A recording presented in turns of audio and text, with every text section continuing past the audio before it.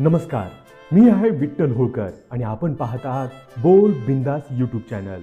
राजस्थानच्या झालावाड जिल्ह्यातून एक हृदयद्रावक, संतापजनक आणि समाजाला हादरवून टाकणारी घटना समोर आली आहे।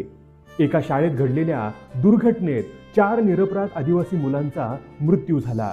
पण खरी धक्का देणारी गोष्ट म्हणजे या मुलांच्या मृत्यूच्या बदल्यात त्यांच्या कुटुंबांना दिली गेलेली भरपाई।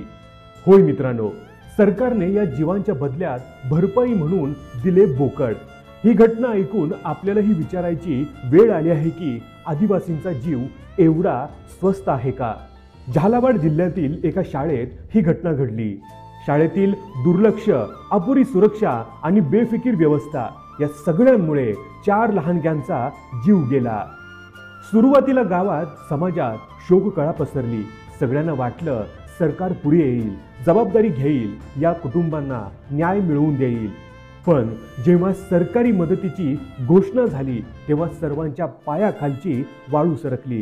कारण मृत मुलांच्या कुटुंबांना दिलं गेलं ते रोख पैसे, मदत किंवा आधार नव्हे, तर बोकड। होय, बोकड भरपाई म्हणून देऊन सरकारने या कुटुंबाचा अपमान केला। मित्रांनो, आता एक प्रश्न इथे उभा राहतो।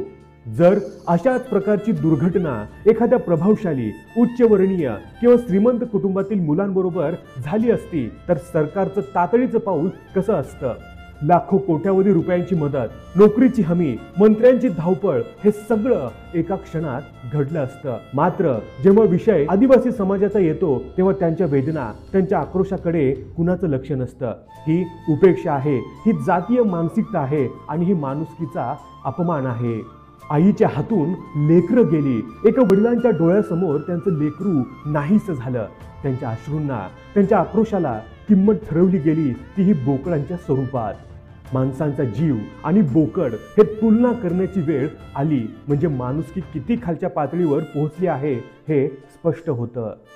4 निरपराध जीव गेले, पण त्याची किंमत मोजली गेली काही बोकडांमध्ये। आज प्रश्न फक्त झालावाडचा नाही, प्रश्न आहे संपूर्ण देशाचा। आदिवासींचा जीव एवढा स्वस्त आहे का?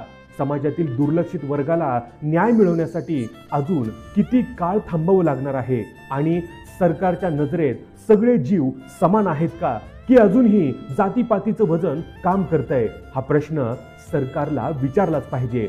मित्रांनो, या व्हिडिओबद्दल तुमचं मत काय आहे हे आम्हाला कमेंट करून जरूर कळवा।